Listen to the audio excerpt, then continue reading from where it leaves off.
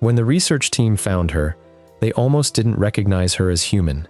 30 pounds lighter, hands scarred from 100 small battles, lips cracked from months of wind that never stopped.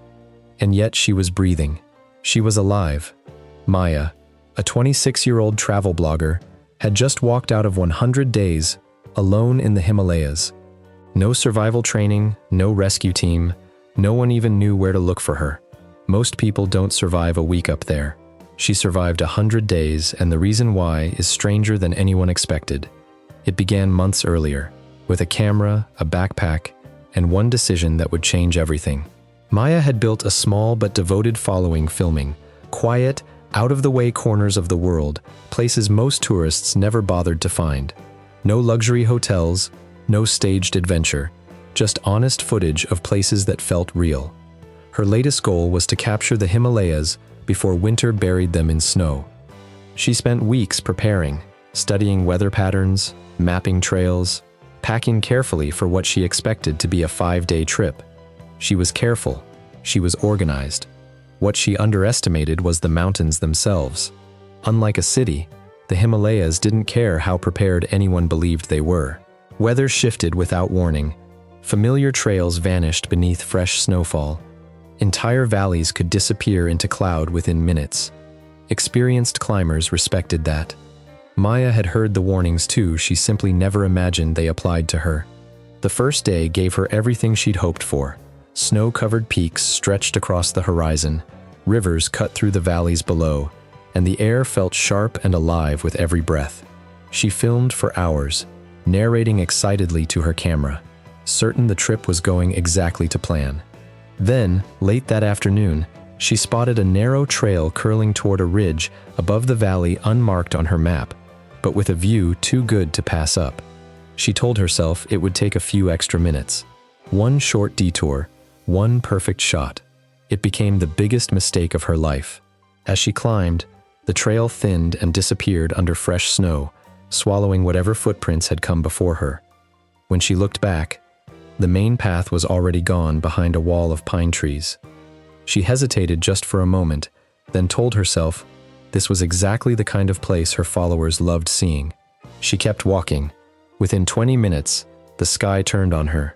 A freezing wind rushed down the valley. Dark clouds swallowed the light, and snow thickened into a blinding fall that erased the world around her. Her phone had no signal.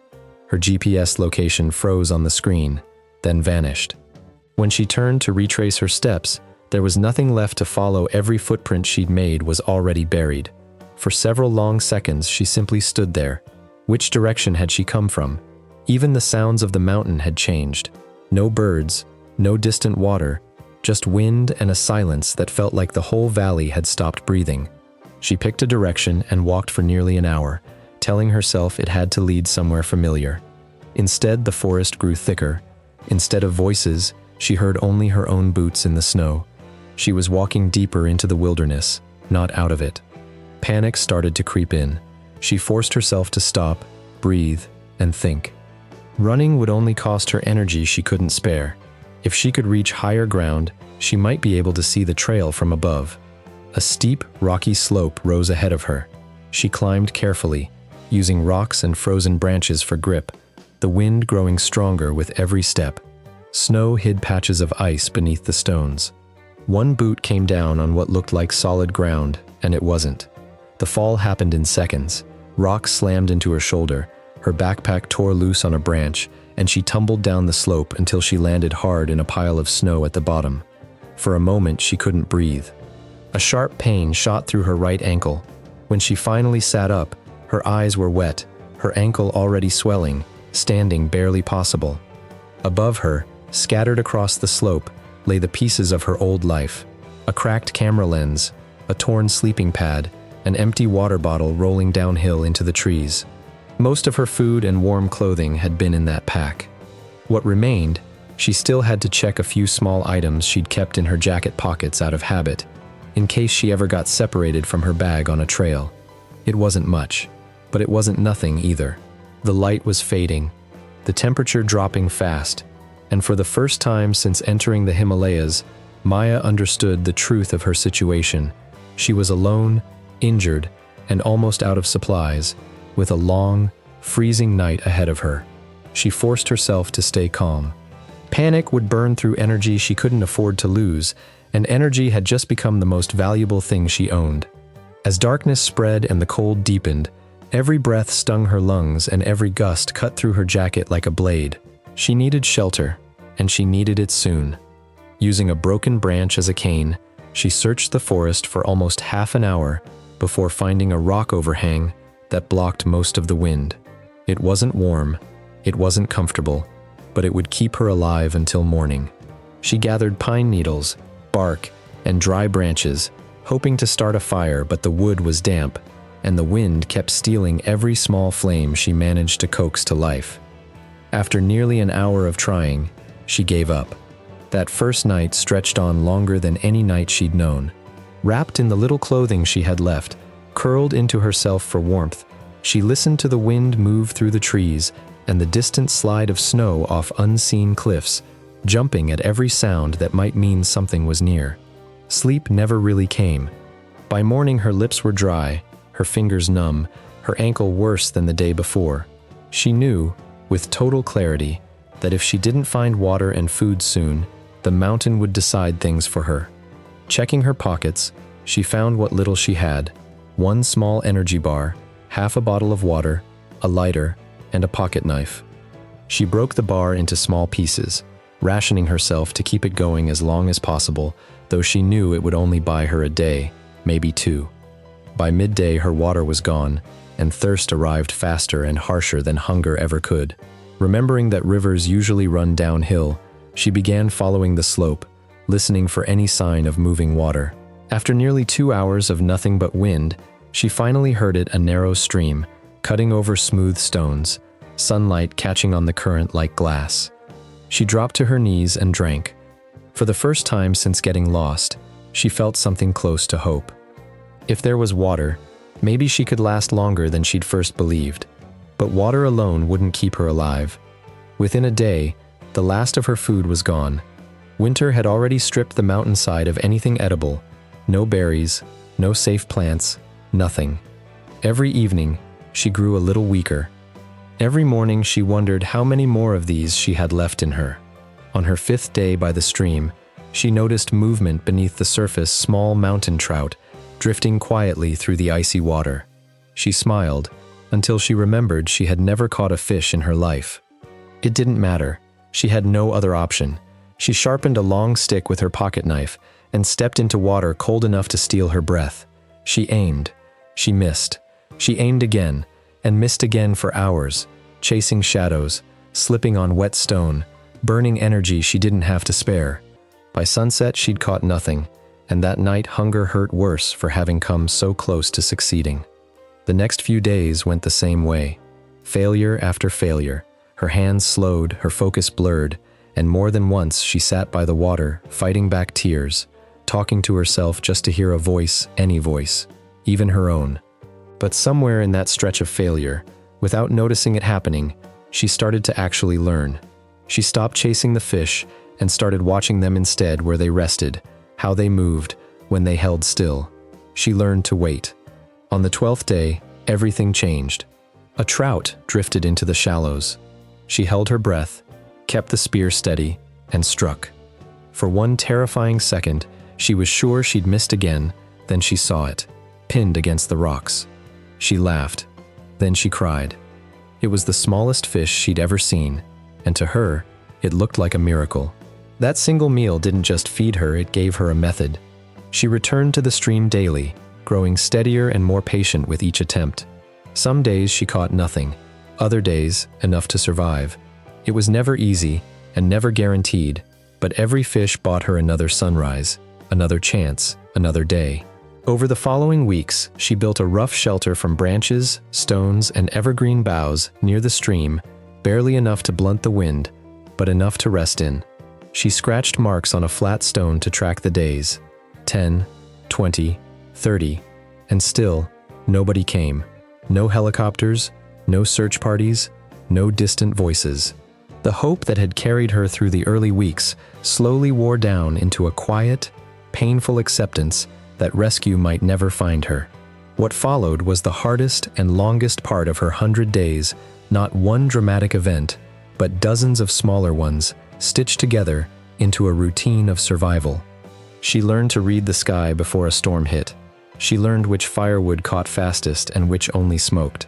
She learned to stretch 3 fish across 4 days, and how to keep moving on an ankle that never fully stopped aching. Some days blurred entirely into the next. Others she remembered in sharp, specific detail: the day her shelter roof collapsed under wet snow, the day she caught 4 fish in an hour and allowed herself to believe, briefly, that she might actually get through this. It was during this long middle stretch, one evening while returning from the stream with 2 trout, that she found something that stopped her cold: a massive footprint in the fresh snow. 4 enormous toes, deep impressions in the snow. For a moment, she let herself hope it meant another person, until she saw more prints leading off into the dark tree line, and understood it was something else entirely. Somewhere beyond the trees, a low growl rolled through the valley, and every muscle in her body went still. She never saw what made the sound, but she was certain it had already seen her. She backed toward her shelter without turning away from the tree line, blocked the entrance with heavy branches, and kept her sharpened spear close through a night of soft footsteps circling outside, snow crunching, then silence, then a low sniffing sound drifting off into the wind. By morning, fresh tracks ringed her shelter, just a few feet from where she'd slept. Whatever it was never came back, but that night taught her something she couldn't unlearn. Waiting quietly for rescue was no longer a plan. It was a gamble she couldn't keep making. By the time she scratched her 100th mark onto the stone, she had changed in ways she hadn't noticed happening. She could fish, build a fire in minutes, find clean water, and repair her shelter after a storm. But winter was tightening its grip. The snow deepened by the week, and soon even the river would freeze solid. If she stayed, the mountain would eventually win. So she made the hardest decision of her 100 days, to leave the only place that had kept her alive.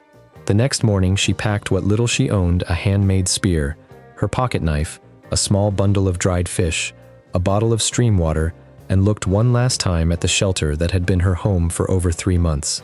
Then she started walking. Every step hurt. Her ankle had healed enough to move but never stopped aching.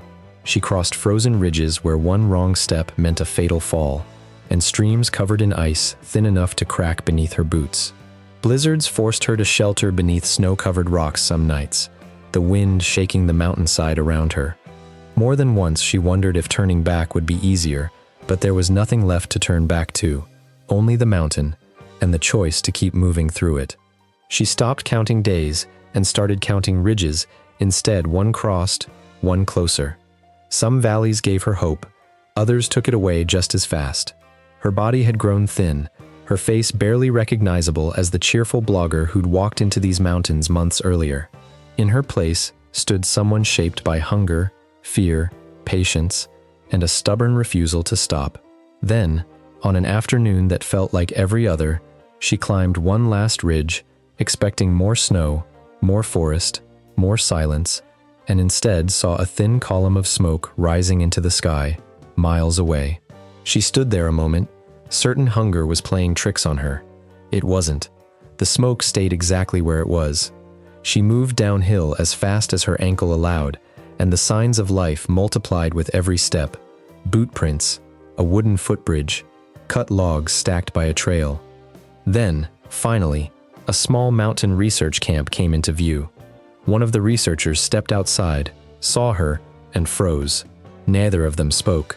Maya tried to say something, nothing came out, and her body simply gave up, collapsing into the snow. She woke inside a heated medical tent, wrapped in warm blankets, a doctor checking her pulse, a cup of hot soup pressed into her shaking hands. For the first time in 100 days, she no longer had to fight just to stay alive. News of her rescue spread within days. Television networks requested interviews, survival experts studied her decisions, and outdoor communities debated her story for months, many calling it one of the most extraordinary survival accounts of the decade. But whenever people asked what secret had kept her alive, Maya never claimed bravery or fearlessness. She would simply say, "I survived because every morning I gave myself one more reason to see another sunrise." Months later, After recovering from her injuries, she sat down to write it all, every freezing night, every failed cast with the spear, every moment she nearly gave in, every lesson the mountain forced on her. Her memoir, 100 Days Alone, became an international bestseller, its central message resonating far beyond the survival genre. That endurance isn't only about strength, it's about refusing to stop when everything in you wants to. Today, Maya still travels, but before every trip, she offers the same warning to anyone who'll listen. Nature is beautiful, but it never forgives carelessness. Her story has pushed thousands of people to respect the wilderness, prepare properly, and never underestimate what it takes to survive it. Because sometimes the hardest fight isn't against the cold, the hunger, or the isolationists. Sometimes, it's just convincing yourself to take one more step.